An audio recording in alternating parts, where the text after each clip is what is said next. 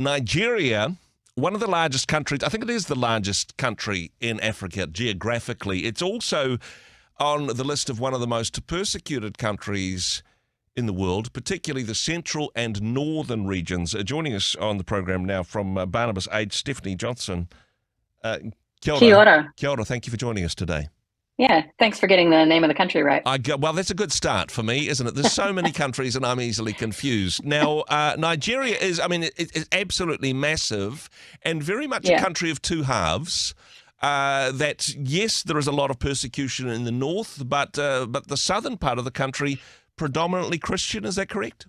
Yeah, that's right. So the country the breakdown religiously is about 50% Christian for 50% Muslim. Mm-hmm. So you've got a nice even kind of number there. But then when you look at persecution, the northern part is mostly Muslim, the southern part is mostly Christian, and then you've got that middle belt that kind of has both. Yeah. And so most of the persecution happens in that middle and northern part of Nigeria. But recently we've seen a lot of kidnappings and persecution take place in the southern part, which is mainly Christian. So Yeah. it seems like there's a really active intent on getting Christians out of the country, full stop, which is what most extremists would like to do. And several extremist groups operating in the north and, supplied by extremist groups from north of Nigeria, particularly attacks on religious education in Nigeria, I understand? Yeah, a lot of that going on. There's a lot of kidnapping as well, but schools are often targeted, especially schools that are predominantly Christian schools. And so Yeah. you've got these extremists who are setting schools on fire, destroying any kind of chance that children have to learn.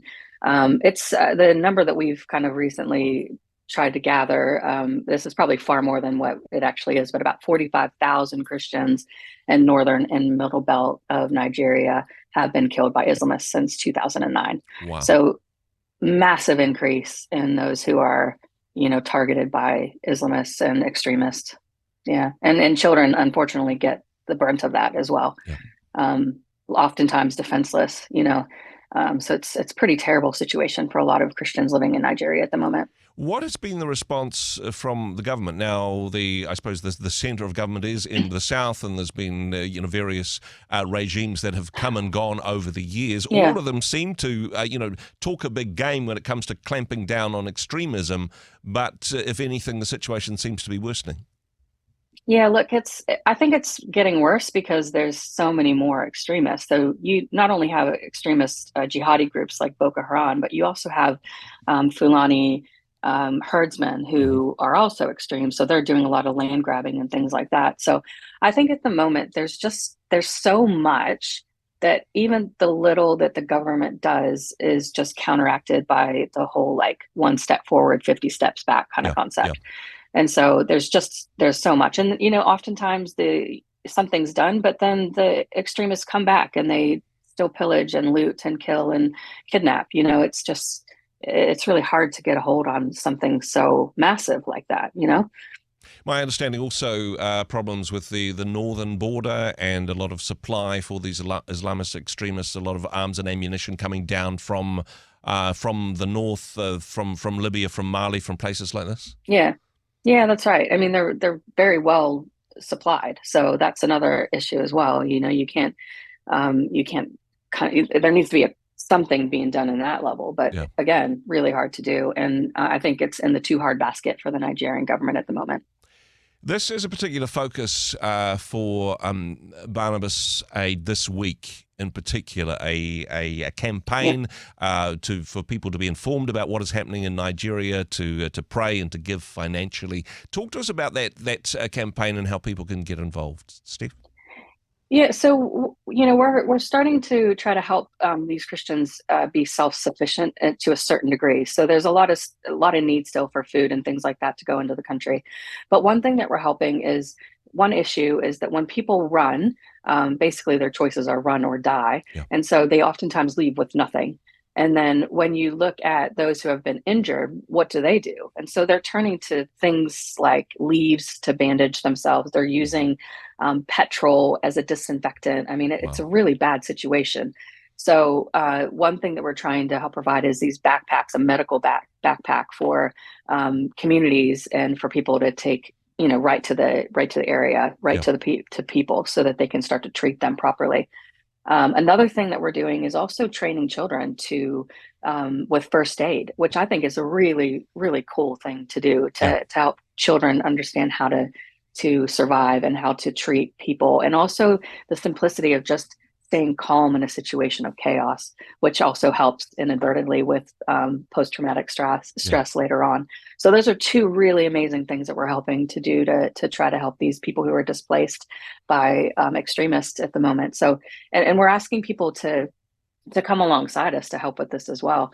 Another thing is educational resources. When people flee, and your Christian children have no, schooling, and so also another thing, helping provide Bibles for displaced children, and